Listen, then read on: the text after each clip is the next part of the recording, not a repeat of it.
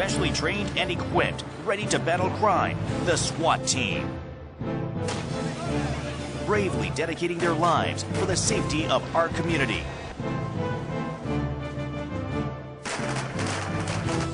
Within this elite force, we find Charles Joe. I guess I am the first Korean American to have been selected into this unique and interesting job. And it's an honor and a pleasure having been on this team for 2 years, serving and working hard, and hopefully I can give you a little glimpse of what I do in the next few moments to come. Charles Joe and the Special Weapons and Tactics team, serving as guardian angels of Los Angeles. Watch Charles and his SWAT team in action.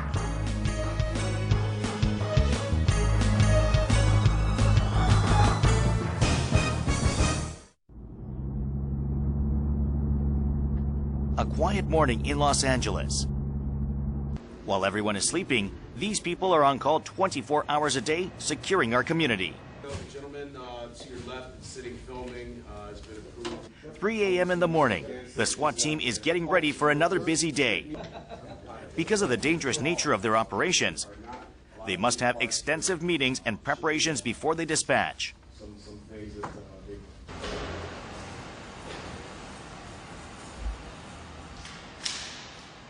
Not knowing when an emergency call can come, SWAT members are required to carry with them all their equipment.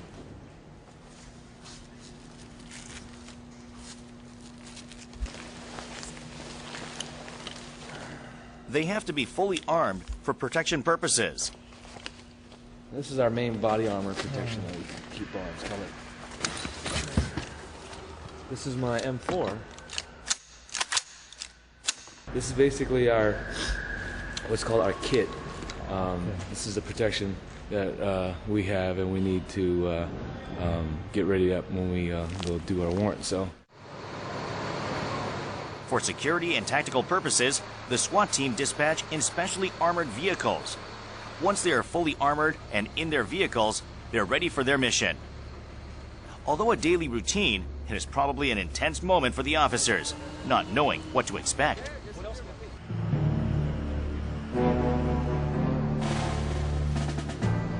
The SWAT is headed towards the crime scene. Handling high-risk operations beyond the capabilities of regular officers, their missions are much more complex and larger in scale. They move according to plan, doing their best to stay one step ahead of the criminals. Once at the scene, they work as a team. The raid team gets ready for action, while the rest secure the perimeter from a distance.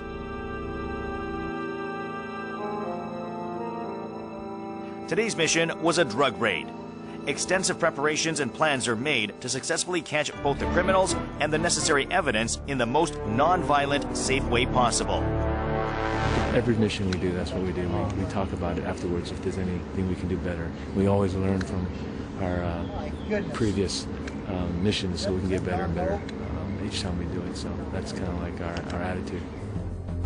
SWAT is an elite paramilitary special operations force established in the late 60s in the U.S., highly trained and equipped with specialized arms such as submachine guns and grenades.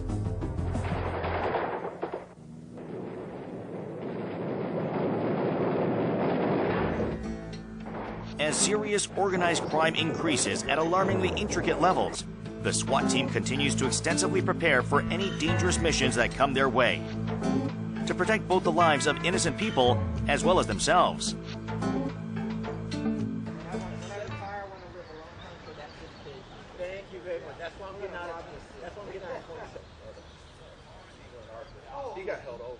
Saturday afternoon, Charles prepares to practice his marksmanship, gearing up and getting all the equipment ready to start his practice run.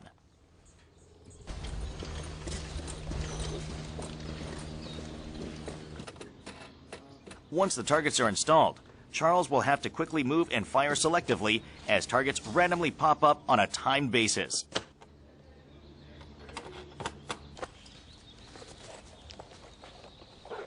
Although these are mock trials, they are intended to recreate live situations using real weapons. Thus, officers are still required to wear heavy body armors for safety measures. This is it's called a PCR, the Practical Combat Range, and each door represents a real-life scenario where an officer has gotten either shot, killed, or involved in a shooting, so that we can practice training in the same environment.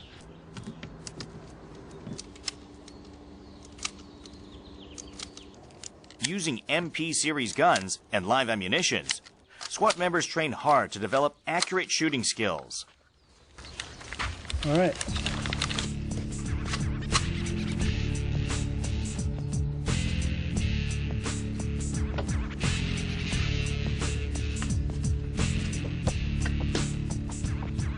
Good aim is key, but more importantly, they need to learn to quickly make the right choices to save the hostages.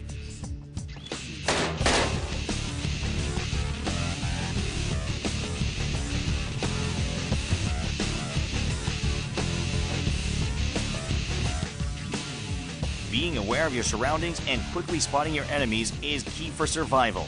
Thus, officers must stay mentally focused and take these trainings seriously. This is a hostage target scenario. And the reason why there's a triangle here, we try to aim right inside the triangle. Because if he's got a gun and at the victim, at the hostage, we only press one fire shot at the head, hopefully the eye, inside the triangle. A deadly situation that can occur anytime, any place.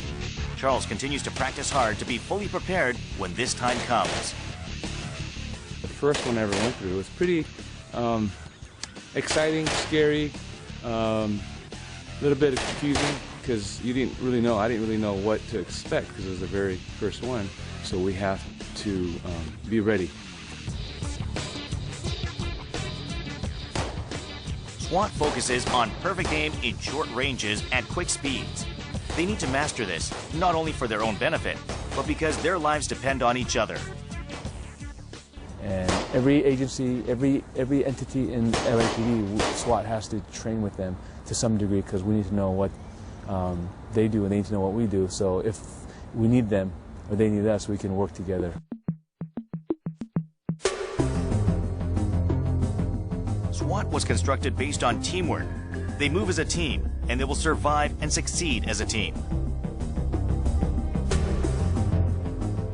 The SWAT team effectively use helicopters for transportation and insertion purposes, as well as aerial support. They become the eyes and backups for ground officers.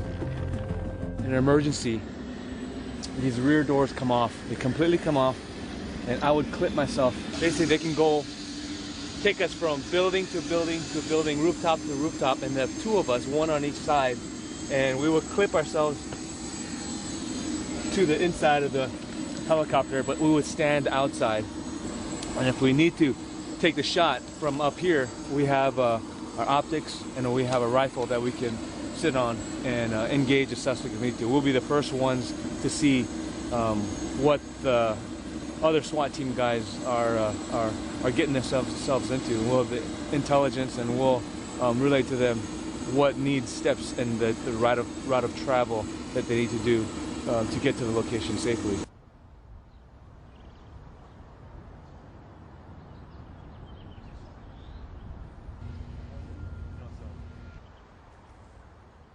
Today is Martial Arts Day. Charles teaches his fellow officers Korean Taekwondo.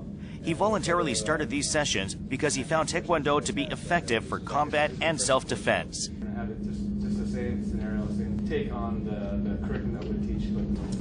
Misalign and displace the spine where he's at right now. That's basically where the rule of thumb that we always go by is One of the best times I've had is working and teaching. We're giving back to the police officers in a way that they can personally keep themselves safe and their partners safe when they're working the streets. The streets are very unpredictable.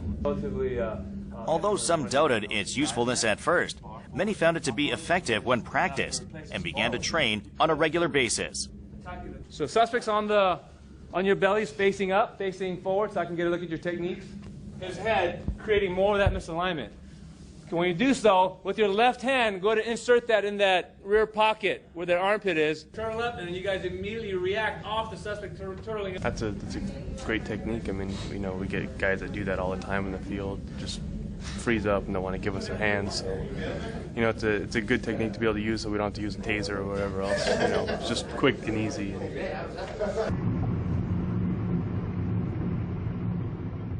SWAT members are always on standby, ready for action when called.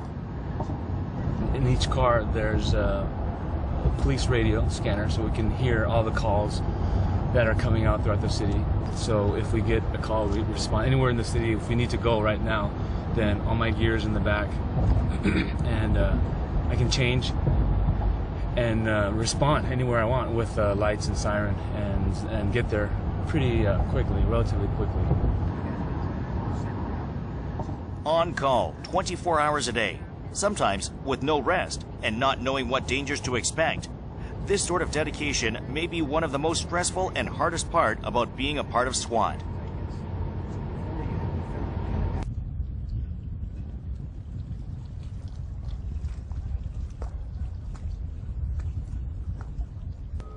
LA is close to the ocean. Thus, SWAT also handles underwater crime investigations when necessary. Somewhere, I think, 66 or 70. Underwater training involves learning how to navigate, operate, and secure an area underwater for long periods of time. His thought process is because Trainings for underwater investigations are important, especially in busy ports like San Pedro with a high potential rate of crime. Many specialized equipments are necessary for underwater operations. The most important gear would be the oxygen tank. Many times officers find themselves underwater for hours at a time during a serious investigation, which requires them to have oxygen tanks with them. I think we can stay in there about an hour. All depends on how much you breathe. With their two most vital tools, their oxygen tank and their weapon in hand, they're ready to begin.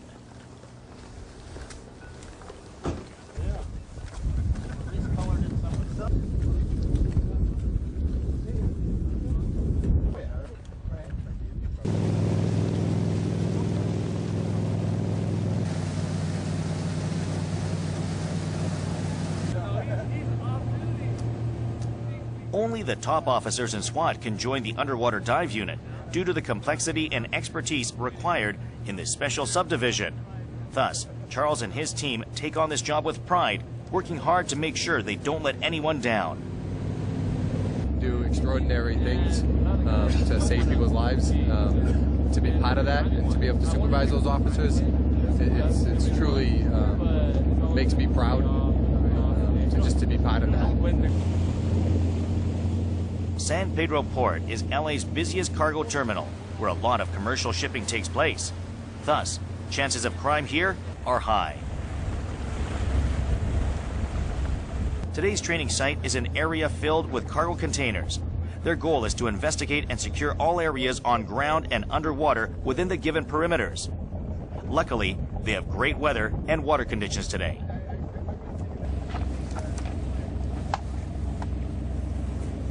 Charles and his fellow officers prepare to go underwater. You guys are flying at 15. Okay. Clip it on down there. After their last-minute review on their navigation plan, they head in.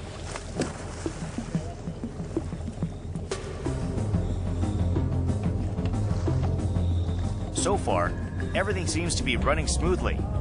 The mock investigation was going well, clearing all target areas and checking for other possible dangerous factors.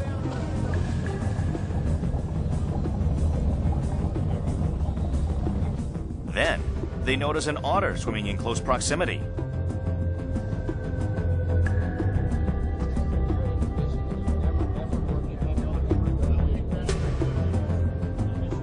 At first, the marine animals seemed to stay away, allowing Charles and his team to continue their training.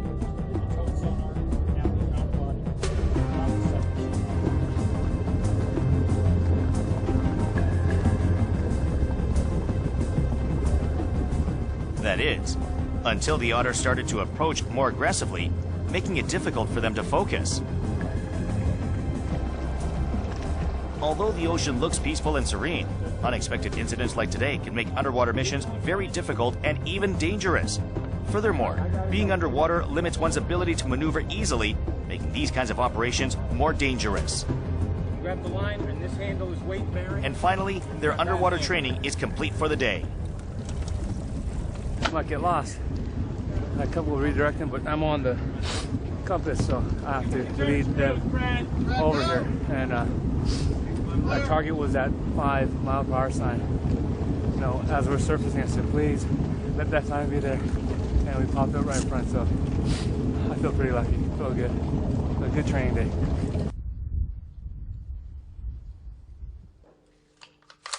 After a long day, Charles comes home and starts to do his last task, cleaning his weapons. SWATs always carry their weapons with them, and it is their responsibility to clean and make sure their weapons are in good condition. For myself, to maintain my equipment and keep it clean, because I always keep it with me. I don't have anybody else that will clean the guns for me, and we don't want anybody else to clean the guns for us, because it gives us the personal confidence and the reassurance that I know the condition of my gun, and I have to always be ready. If I'm on standby, if I get a call tonight, then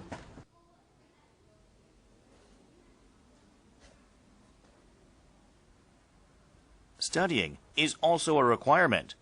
Once a SWAT doesn't mean always a SWAT. They must undergo continuous training and maintain constant fitness and agility to prove that they still qualify to be a part of SWAT. we do running every day, we do climbing, we do rappelling, fast rope, and all the different things we do. Out of 14 people that were asked that made it through the school, when it was all said and done, it was all over with, only 7 made it. And I was luckily one of the 7 that made it. And after that, you're on probation for 1 year. And after the first year, you basically keep your mouth shut, your eyes open and your ears open. You learn everything you can during that 1 year about SWAT.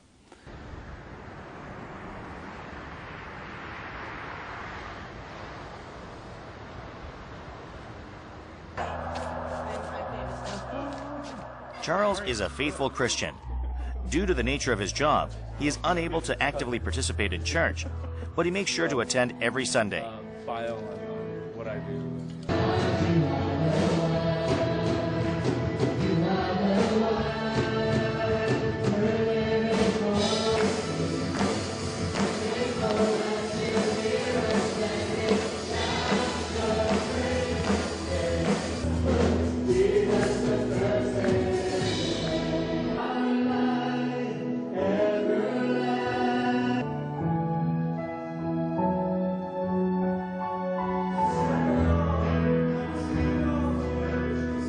In silence, he prays, probably the same prayer every time.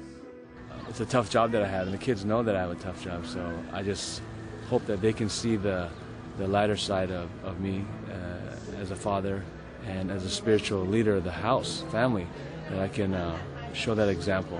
That it's not only that the job I do is tough and rough and a lot of crazy stuff going on, but they can also see that I'm also a good father, a gentle side of me when I come to church.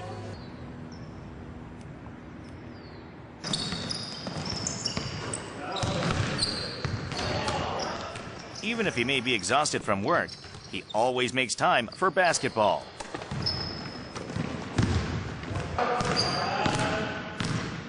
And that's because he spends it with his older son, Brandon. They both enjoy and value the time they are able to spend together.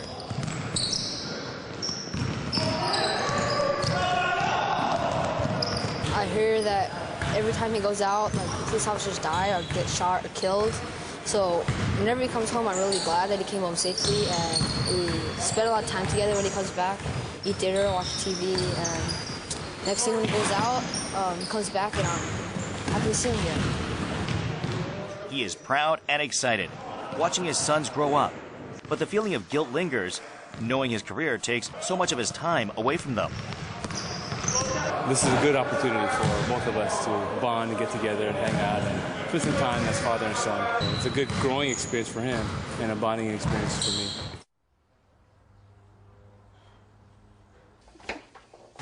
Dinner time is their favorite time of day when the family is together.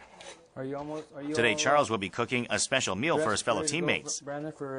I cooked them my special drunken chicken, so that whenever friends come over, they request that. Oh, I love cooking more on the grill, on the barbecue grill, but yeah, it helps me unwind, helps me relax, and I love feeding friends good food.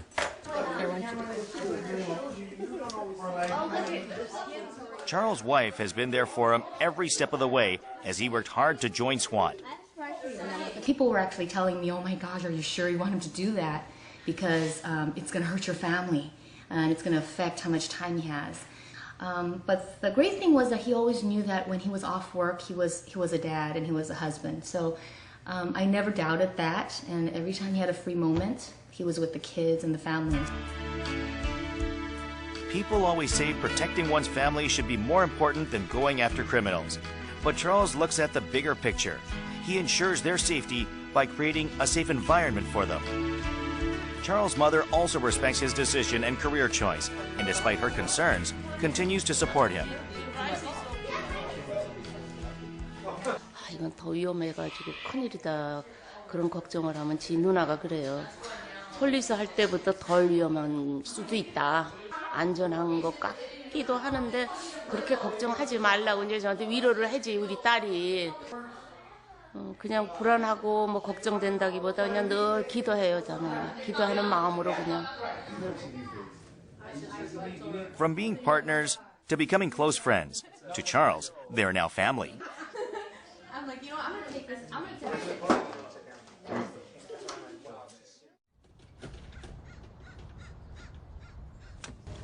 It is early in the morning. Charles puts on his 110-pound body gear. Twice a year we do obstacle course, and twice a year we do a run, 3-mile run up in the hills with pull-ups, push-ups, and sit-ups. And so we alternate. Every 3 months we have to do some kind of physical test to stay in SWAT. And if we don't pass the test, then we're on probation for 3 more months, which we have time to get back in shape. And the second time, if we don't pass it, then we kicked out of SWAT. So it's pretty strict. We have to maintain a good physical fitness, stamina, and conditioning. So he has gone down this path more than 1 million times. This is where he reflects on his life, and this is where he continues to move forward into his next chapter in life. SWAT, a path he chose, a path he wishes to continue. Despite any obstacles that come their way, they will fight it until they win. That is what SWAT is all about. Even though I hate doing this, I know it's important. So I make sure every time I train or exercise, I'm doing my best. And it'll pay off down the road when there's a real situation and I need to do stuff like this. I'll be ready.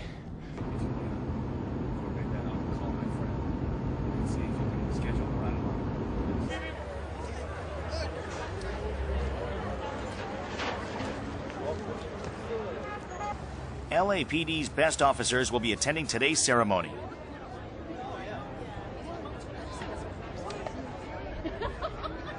It looks like there is also good news for the SWAT team.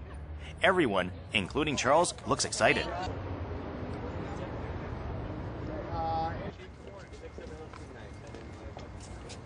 This is a great day for the Los Angeles Police Department, and I'm so proud to be your chief today, to represent all of you in times that will be very difficult. LAPD's Chief of Police, Charles Beck, leads the ceremony, which is being held to reward officers who deserve recognition for their bravery and achievements in serving their community.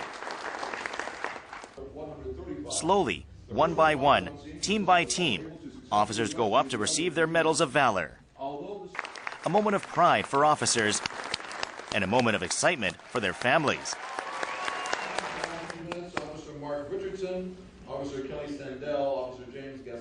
Charles and his SWAT team also received medals for their bravery and hard efforts on a particular mission. where they saved an innocent life. Officer Charles Joe.